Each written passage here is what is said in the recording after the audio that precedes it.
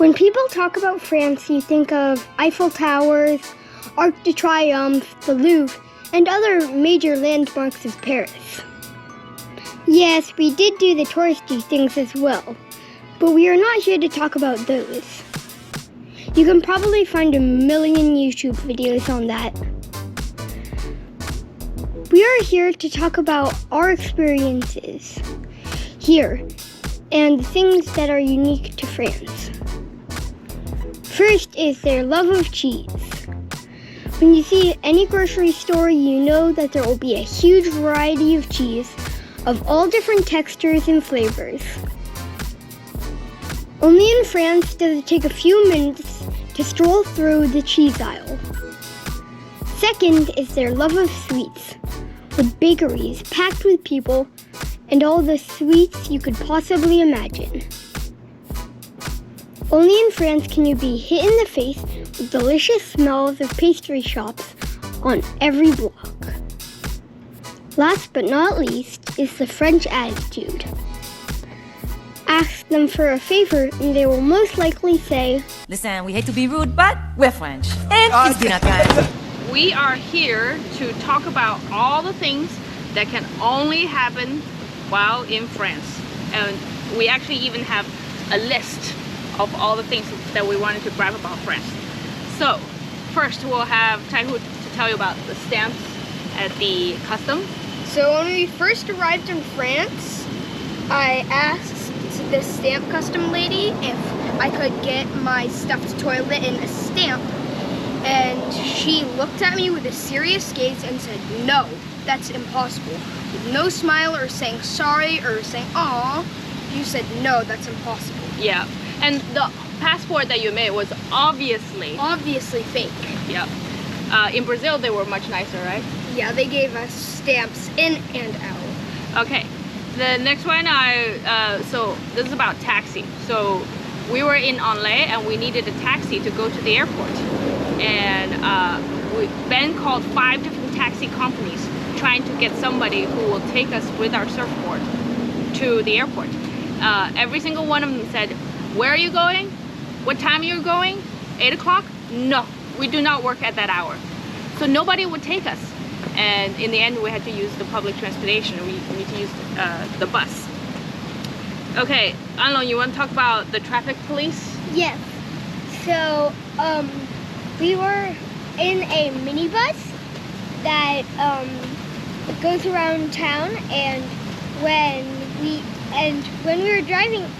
were riding in it, some traffic police pulled over a random guy on the street and blocked up the street and just gave the poor guy on the motorcycle a hard time. And he was there they were there for at least 20 minutes just talking and monologuing the guy on the motorcycle. There were no accidents it didn't look like there were any accidents or no broken vehicles or no injuries. Yeah. And it was just giving them a hard time. And in the end, the bus actually had to veer and take like a passageway around the traffic police. No, they had to take a completely different detour off of all these different streets and missed some of the stops. Yeah, they missed some of the stops Yeah. taking a detour, and the bus was going crazy. Yeah. Taihu, you want to talk about the minibus driver hijacking the passengers? So we were in a minibus and we were in traffic, and an old lady and a woman with a stroller with a baby was crossing the road, and he had to get on time. He felt like he had to get on time. So he was inching forward on the stroller and the old grandma, and the people got mad and like slapped the trunk, and he got really mad, so he went off course, and everybody was afraid that he was kidnapping us, and they're like, "I need to get off, I need to get off," and everybody was frantically pressing the button to get off. But he actually skipped 2 stops and went to the 3rd before he even stopped. Yeah. Everybody on the bus just couldn't believe it. Yeah. And then, oh, the Basque Cake Museum. So we were in Bayonne, and we were looking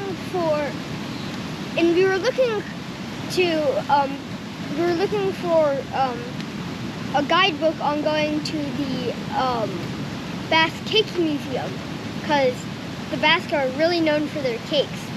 So we went to a tourism office, and they had a paper on it, and it said only open from Wednesday to Friday, and like We were there on a. open at siesta where no one's out, and it's as if they don't want tourists Yeah. at the museum. Yeah, so they're only open on Wednesday to Friday, but not on Saturday and Sunday when there's the most tourists. Yeah. Yeah.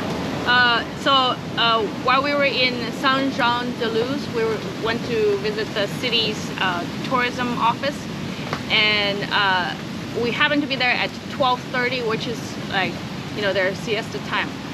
We were in the middle of the sentence of asking them some questions. So we got in before 12:30, but we were in the middle of asking questions. The folks at the tourism office just flipped off all the lights and just said, "Oh, time to go out. It's siesta time." They even locked the doors, and so that everybody piled up at the door, and then they opened the gate and shuttled everybody out, and then locked the door behind. So we didn't even get our questions answered. They surely take their siestas very seriously. Yeah. Okay, Taihu, you want to tell everybody about the Leclerc coupon? Sure. So we were at Leclerc, a big brand chain store, grocery store, was doing a raffle money where you could go and scan your receipt and see if you could win a coupon for next time you came. And we won $2, €2 off, and we were really excited. The next time we came, and it was not going to expire until November 13th. The next time we came, which was around October-ish, Yeah. we got some stuff and was checking out, and we gave the lady the coupon, and she said, "No, it has expired." And we're like, "No," and we pointed at the date, and the woman says, "See,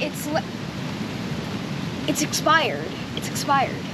Yeah. And so, Even though we could see her recognizing that it is not expired, she just continued insisting, "No, it's too late." No, I think she didn't say expired. She said it's too late. It's too late. Too late. Too late. Yes. Okay. Post office story with Nene.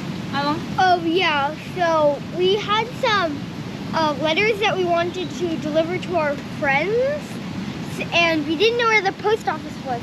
So, and we didn't bring a phone, so we had to go ask people for help.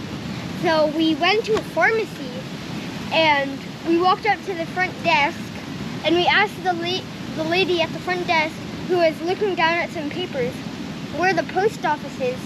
And your grandmother speaks perfect French. Perfect. And our grandmother spoke perfect French, like 80 years old, and like asking for help.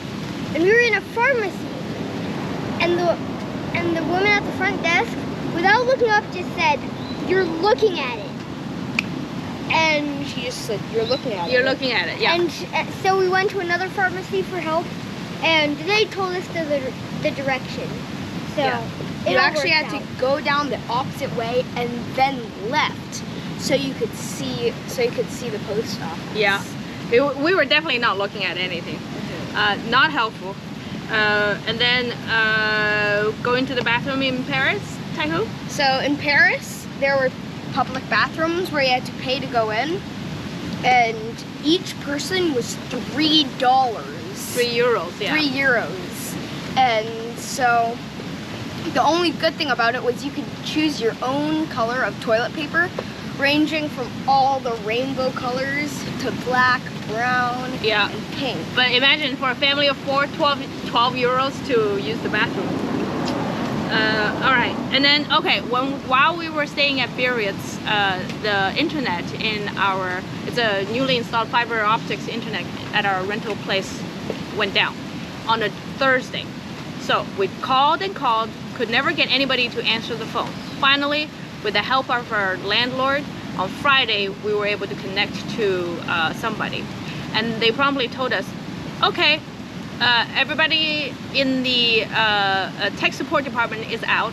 I have made an appointment for somebody to call us on Tuesday to make an appointment for somebody to come out to see us. So the following Tuesday, all weekend, no internet, following Tuesday, somebody did call 5 minutes just to say, okay, we'll send somebody out on Thursday, 1 week later. So a week after. on Thursday, somebody was supposed to come out and make sure the internet worked. Nobody came. Our landlord just received a message saying that it's been fixed. We're like, but nobody came, and it's not fixed. And we restarted everything, still not working. And we call again. The landlady talked to the tech support, and they kept on saying it's been fixed. And so, you know what? For the entire 2 weeks, towards the very end of our stay in Biarritz, we did not have internet. And luckily, we met some really nice neighbor, and we were able to use their, steal their internet. But, oof, their work Borrow ethic. their internet. And then lastly, the vaccine. So when we left France, we were flying to Tokyo, and Japan required everybody to be fully vaccinated, and turns out the boys needed 2 boosters instead of 1 to be considered fully vaccinated. So we were trying to get them a 3rd booster, and called all around, went to the pharmacist, always tell us, go to somewhere else. Finally, we got one pharmacist to tell us, oh, maybe you should call this nurse office, the office with a nurse. And we did. Nobody would answer the phone. Sorry. So we looked up where she lived, where the office is, and it's quite close, so we walked over. There was somebody sitting at the front desk who said, oh, the nurses are not in, the office will reopen at 1 or 2 o'clock. So we showed up at 2 o'clock. The entire office is closed, not a single person there. So keep on giving us false information. Then finally we got one of the pharmacists to tell us that maybe we should call the Bayonne hospital. They would have the vaccine. And Ben called the Bayonne hospital and asked, the first question that he asked was in French, saying, do you speak English? And the lady on the other line said, no, and hung up. And so Ben called back again and asked in French whether or not they have vaccine for the children. And the lady said, no, we do not have vaccine. And that's it. Et voila. Hung up. That means I don't care. Yeah. Et voila. So from now on, our family use et voila when we say, I don't care. Anyhow, so we searched all up and down, could not find any vaccine for the kids. And finally we had just to do a PCR test for them to be able to be in Japan. So that at the PCR test, so there was one building where they swabbed you, and then they gave you the results. No, they give you the samples. They gave you the samples and then told you to drive it to another building to show it to them to pay. Yeah, so they release custody of the samples to the patients themselves, and then ask you to go somewhere else to pay with the samples. Just unthinkable for us. So these are the things that we need to gripe about. You know, we call it only in France, but Anlong will next tell you about all the wonderful people, few wonderful people that we met in France. We think all this rudeness is actually a ploy to move you beyond tears when somebody is nice to you. Take this restaurant in Paris called Le Mesturet, for example. My parents met friends there for dinner. My brother and I finished early and were watching the cooks. They would act like Salt Bae and do other funny things. The chef went to my mother and told her about how much he enjoyed us, showing interest in his craft. They even asked to take a photo with us and gave us a meringue. This is so opposite of the other intolerant people we have met that it has completely changed our perspective on the French. In Biarritz, we built a closer relationship with the family as well. The father, Mr. Albie, is a French chef, and the mother, Miss Samantha, is a YouTube superstar. They have a daughter named Zoe, who is 5, and a son named Killian, who is 7. We started talking to each other because my brother and I enjoyed playing with the other 2 children. Then we invited them over for dinner. And a few nights later, Mr. Albie taught us how to make the famous ratatouille and duck breast. Okay. All right.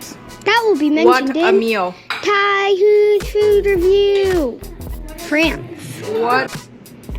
We ended up spending a lot of time together and even made future plans to visit each other. While some French did their best to uphold their reputation of being cold and unfriendly, others really turned our opinions around with their warmth and friendship.